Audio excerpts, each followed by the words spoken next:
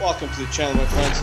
On today's video, we're going to be changing the engine oil on this Chinese 125cc quad. Fairly simple task. So I have a pan underneath. The machine's all warmed up. That does help drain the oil quicker, and it gets all the sediments out of there in most cases. I have the front brake locked in and set, pan underneath. So now,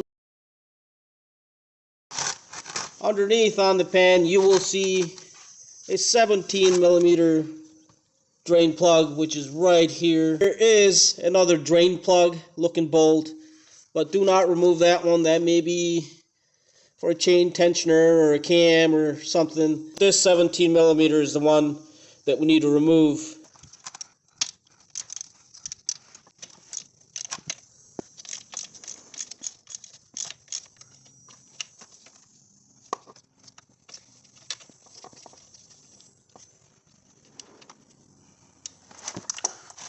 So with that removed, you can see the oil draining.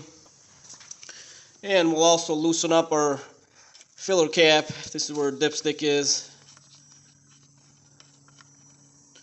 And we'll just leave it loosely on there and we'll let that drain.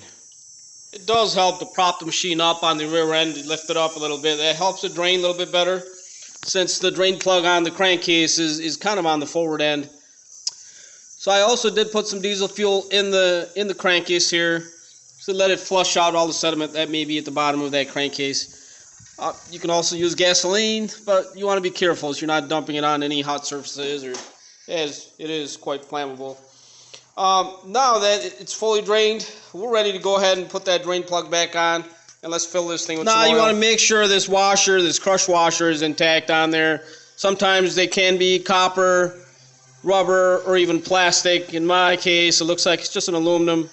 So we'll go ahead and get that plugged in and get that tightened up. Drain plug in and tightened. We can go ahead and fill this with oil. Now, as far as what oil you want to use, really up to you. I'm going to be using the Mobil Delvac 1540. Since that's what I have on hand, I use that on other vehicles. Now, you can pretty much use any oil, as long as it does not have friction modifiers, which a lot of your automotive motor oils will. So you definitely want to double check on that. Otherwise, you would be safe to use any ATV or motorcycle oil that works with wet clutch applications. However, I will recommend a few in the description, and I will list all the parts, and I will list all the other parts that are available for these machines. So I was able to add just about 3/4 of a quart into the system, and it seems we're reading full.